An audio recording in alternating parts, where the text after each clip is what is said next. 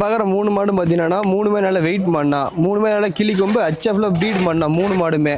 இப்போ ஃபஸ்ட்டு பார்க்குற மாடு பார்த்தீங்கன்னா இப்போ தான் கண்ணு போட்டு ஒரு 1 மணி நேரம் இருக்கும். கண்ணு பொட்டை கண்ணு ஹெச்எஃப்ல போட்டிருக்குண்ணா. நல்லா மடி செட்டு மாடு நல்லா அருமையான மாடு.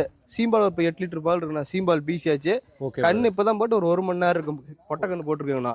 வெயில் மழை பண்ணி நல்லா தாங்கக்கூடிய மாடு ஹெச்எஃப்ல நல்லா ப்ரீட் மாடுனா இதெல்லாம். நல்ல ஒரு பெருங்குட்டான மாடு. பெருங்குட்டான மாடு இதெல்லாம். கரை வந்து ஒரு 26-27 லிட்டர் கரை வரும். தலையத்தில் 25 கறந்த மாடு இது. ஓகே. 26-27 கரை வரும். நல்ல மாடு வெயிட் மாடுங்கண்ணா.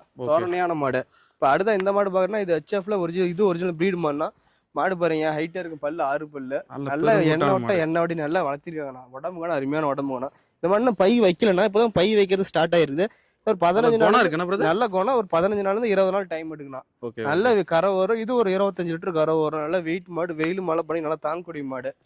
அடுத்த இந்த மாடு பாத்தீங்கன்னா இது வந்து ஆல் பிளாக்னா. மடியில மட்டும் லைட்டா வெள்ளை இருக்கும். கரை இது ஒரு 30 லிட்டர் கரை வரக்கூடிய மாடுனா. நல்லா கருங்காம்பு, காம்பு நல்லா இடவேல மிஷின் நல்லா இருக்கும். கை கரைக்கு நல்லா இருக்கும். குணமான மாடு. மட்டி எப்படி இருக்கு? நல்லா ஜம்முன்னு 10 நாள் அவனை நல்லா ஃபுல் லோடு வருங்களாம். 30 லிட்டர் கறக்கூடிய மாடுனா. வெயிலும் மழை பண்ணி நல்லா தாங்கக்கூடிய மாடு.